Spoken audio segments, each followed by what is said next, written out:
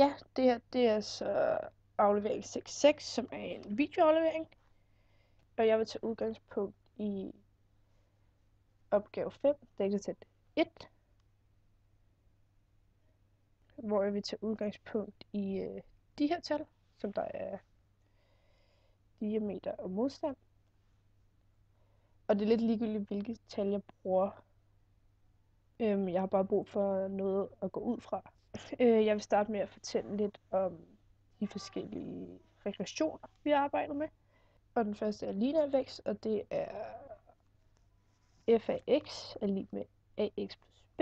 Og jeg kunne i teorien godt bare have skrevet y er lig med ax plus b. Det vil være det samme. Men jeg har valgt at lave det til en funktionsforskrift. Så vil jeg skal lige forklare, at a det er hældningen, og b det er skæringen i y-aksen. Så vil jeg lige vise en lineær vækst. Det går over i undersøg data, regression og vis lineær. Der kan du se her, at det går lige op. Så vil jeg også gerne vise funktionsforskriften på eksponentiel vækst, hvor at den er fx lig i b gange a i x'te. Og på samme måde her kunne jeg også bare have skrevet y er lig med b gange a i x'te. Men jeg vælger at skrive det som funktionsforskrift i stedet for. Hvis 0 er større end a, som er større end 1, er der tale om en eksponentiel aftagende funktion.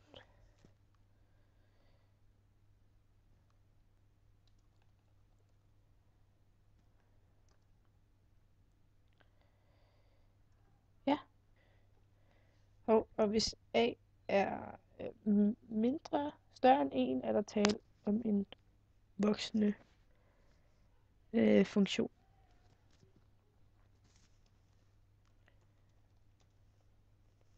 Ja. Så vil jeg også gerne lige vise en eksponentiel vækst, og der går jeg ind igen og siger undersøg data, regression, og siger vis eksponentiel. Der kan du se, den går op sådan her. Og jeg kan så også sige, at det er en aftagende funktion, og hvis den havde vokset, så var den gået den anden vej. Så vil jeg også fortælle noget om R i anden. Og det fortæller om, hvor godt, hvordan min regression er i mit koordinatsystem. Og jo tættere på det er på 1, jo bedre er regressionen. Og man siger, at 0,99 er godt, og 0,95 er udmærket. Så skal vi have om potensregressioner, vil jeg også forklare noget om. Og hvis x er lig med 0, eller i dette tilfælde diameter, så kan man ikke bruge en potensregression. Potensregression lyder sådan her. F af x lig med b gange x i a.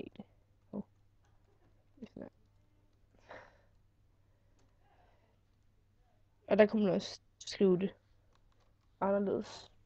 Eller som jeg vil skrive som funktion, man kan også sætte y foran. Hvis man siger, at 0 er større end a, som er større end e, vil potensregressionen vokse med en aftagende hældning. Og hvis potensregressionen var lige med 1, så vil det være en lineær funktion med en hældning, der hedder b, eller i det her tilfælde modstand.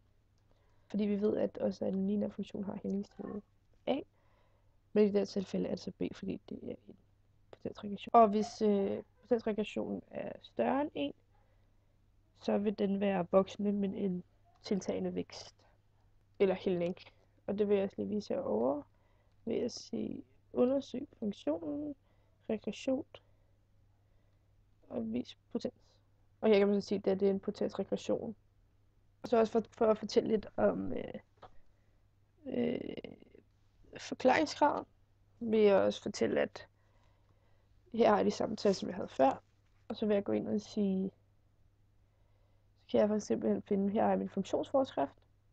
Og så kan jeg her, hvis jeg trækker ud, finde forklaringsgrad, altså R i anden er lig med, i det her tilfælde, 0,73046. 1. Man kan også sige, at den er 7, vil jeg sige.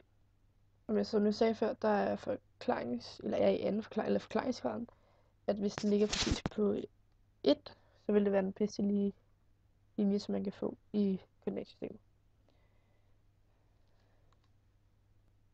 Så man kan sige, her der ligger den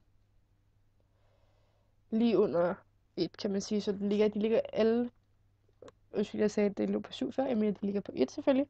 Eller tæt på 1, så man kan sige, at de ligger næsten lige, men det kan man også se i forhold til punkterne, at de ikke er fuldstændig lige i forhold til forklaringsgraden.